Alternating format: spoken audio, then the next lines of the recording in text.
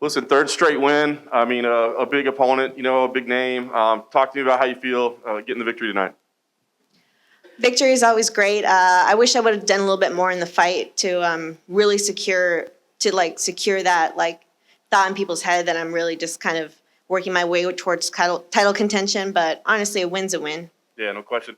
Were you surprised that you had so much success on the feet, right? Like, we figured if you're winning the fight, it's got to be through wrestling, and you did have some great moments on the feet. Did that surprise you, or did you feel like maybe people underestimate your skills there? I would definitely say people underestimate my striking. But I honestly, in my head, I didn't really think I'd get that much opportunity to strike. But, sometimes it goes that way. My takedowns weren't really landing, and I'm glad I was able to let my hands go. No question. So you get to the decision, and the first score is read out 30-27 Waterson. So what's going through your head at that point? I mean, did you think you had done enough to win? But when they read that first score, it's all 3 rounds the other way. What's your thought? Oh, my God. That freaked me out. I was really shocked, at the very least I would have thought it might have been like a 29, whatever. But that definitely freaked me out. But obviously, they read them pretty fast. So, I had about a minute there of what's going to happen. I thought I definitely had secured the first round and the third round. So, just glad it came out my way. No doubt. And overall, the experience, I mean, this has been a weird training camp for everybody. It's a weird feeling in there in an empty building, right? I mean, what's this experience been like for you? Honestly, it definitely wasn't like a traditional fight week. There's usually all the things, the media, the media face-offs, just everyone's gathering in one room that kind of gives you that UFC fight week feeling. And, even the crowd, just all the things that kind of really make it feel like fight week we didn't have. It almost, for me, it felt like I was it was like a hard training session at the gym. All right, this is going to be got to have a good one today.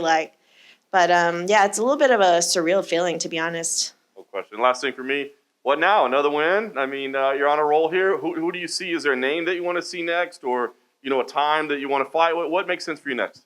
I'd been calling Claudia Gadelha out a while ago for a rematch, and I heard she recently called me out. So I think that's a fight that we both want, and I'd love for that to happen sometime soon. Carla, right here. Vicente and Bryce Mitchell said they could hear the commentary during the fight, and they kind of used it to their advantage. Mitchell could hear submission reversals, and Luque could hear Rogan calling for a dar. So I'm curious if you heard the commentary and if you used it to your advantage too.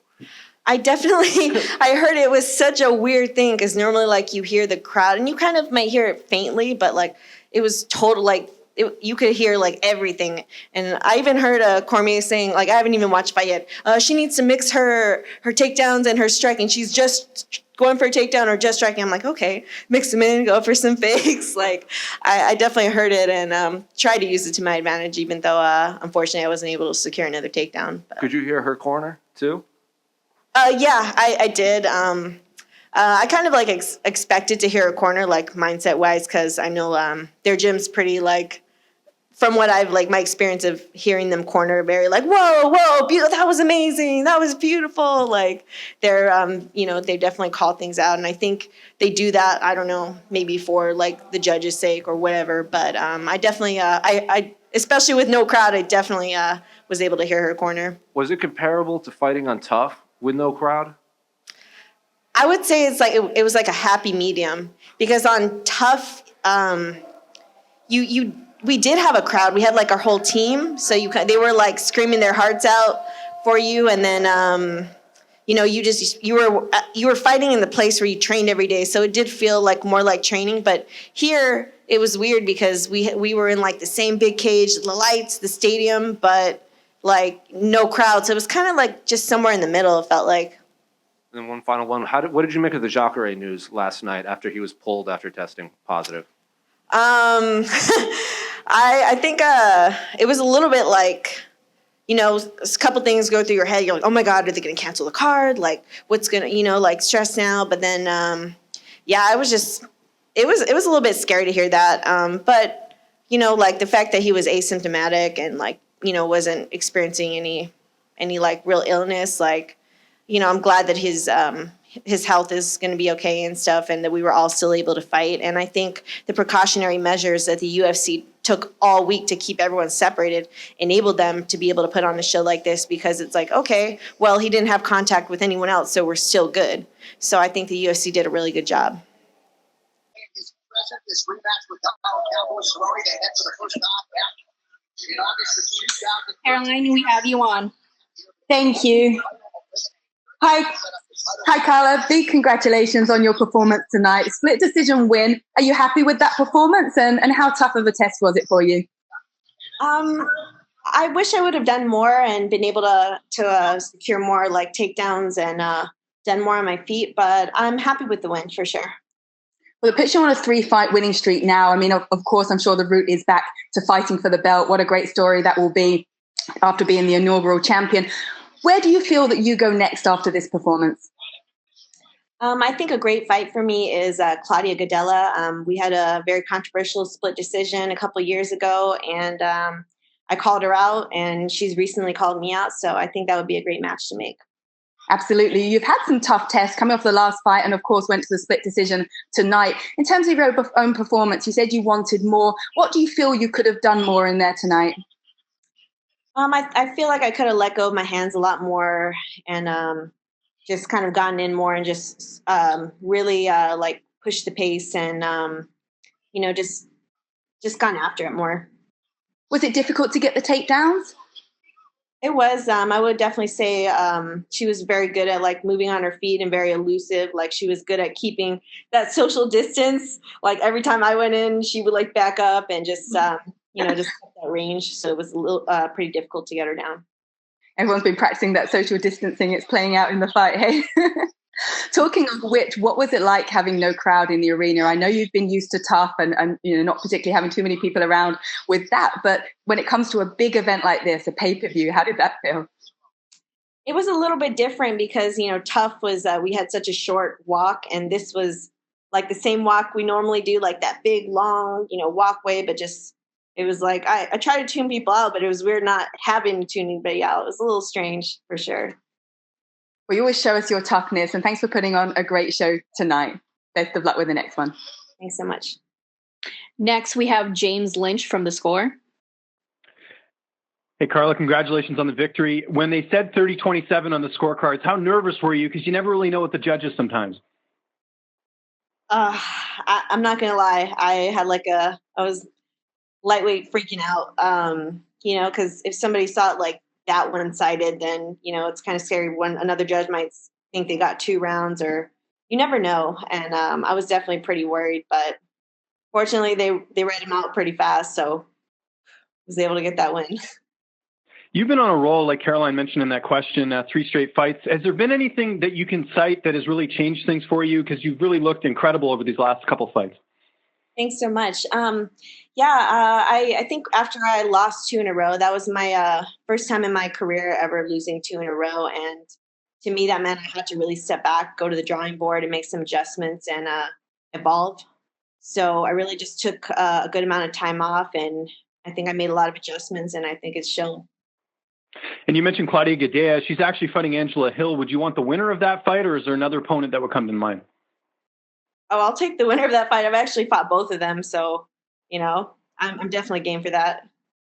And last one for me, how close do you feel like you are to getting a shot at that title again? Because it's a division that right now is has a lot of contenders, but obviously you just fought tonight, so you're kind of on everyone's mind. I'm always trying to work my way towards that. I think I've always been, not too far away in the talks. I think, always about a fight away, or, I'm on a 3-fight winning streak. So, I'd love the opportunity to get back in there. This division is so deep and so tough. Like the top 5, top 10 is just always so, so difficult. And it's always like crazy fights and crazy wins. It's always being changed around. So you never know what can happen, but I would definitely love to have another shot. Thank you. Next, we have Heidi Fang Devine from Las Vegas Review-Journal. Hi, Carla. I was curious, just from your end, you talked about being able to hear more. How much did it help you to hear the commentary? I had seen something that you kind of heard something Daniel Cormier said and you reacted to it. Yeah, it's crazy because he was like kind of criticizing me, and I was like, part of me is like, hey, like that's messed up, like why are you, saying that? But I was like, that's actually a good idea. He's like, she's just striking, or she's just going for takedown. She needs to mix it up. I'm like, all right. Like I kind of tried to like make some adjustments in there, and yeah, it's crazy. You were definitely able to really hear them in there. So, what do you have planned as far as like wanting to fight again? Are you thinking like getting right back in there, or is it something like just kind of due to the situation and all around us, like this was the one for you that you would come out to do right now?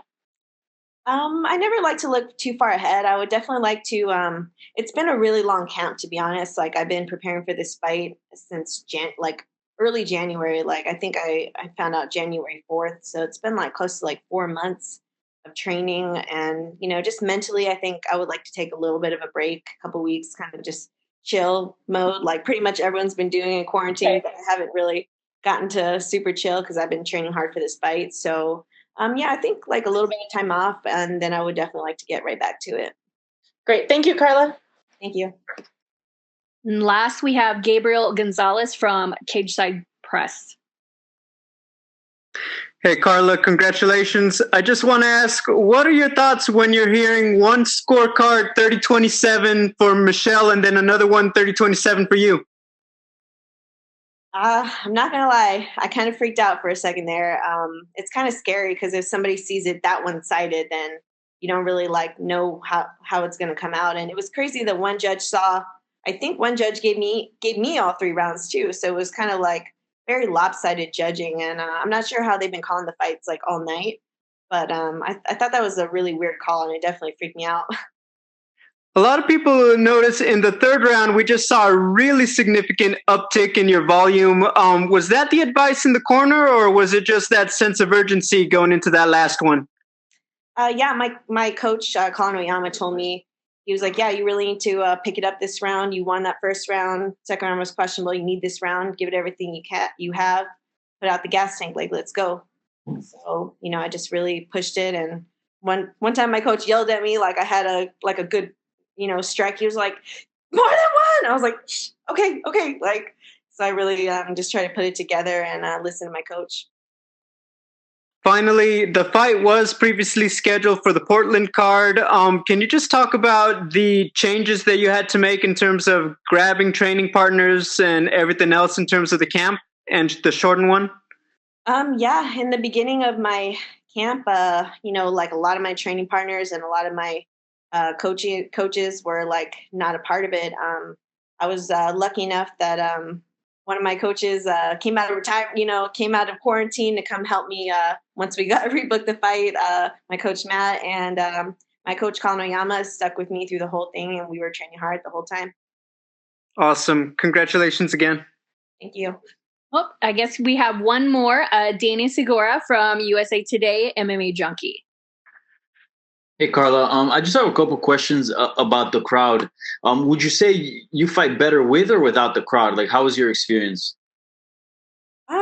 I don't know. It's hard because I don't have a lot to compare it to. I mean, I had 3 great performances on The Ultimate Fighter, no crowd, and this performance was, so. So I don't know. I guess I'd have to, I'd have to ask others like what they really think. And I haven't seen the fight yet, so I would say like I wish I would have done better this fight. Definitely the crowd, I feel like, can pump you up sometimes. Like if there's ever like like not much going on in the fight, they're like, let's go, hurry up, and I feel like that definitely pumps you up. Or if somebody's going for a submission or has let's say I get on top and I land a nice elbow and they're like, yeah, like it really pumps you up. So I definitely miss fighting in front of a crowd, but hopefully, fingers crossed, this quarantine thing will be over sooner than later and next fight. Yeah. And I say that because your last fight, the crowd was quite very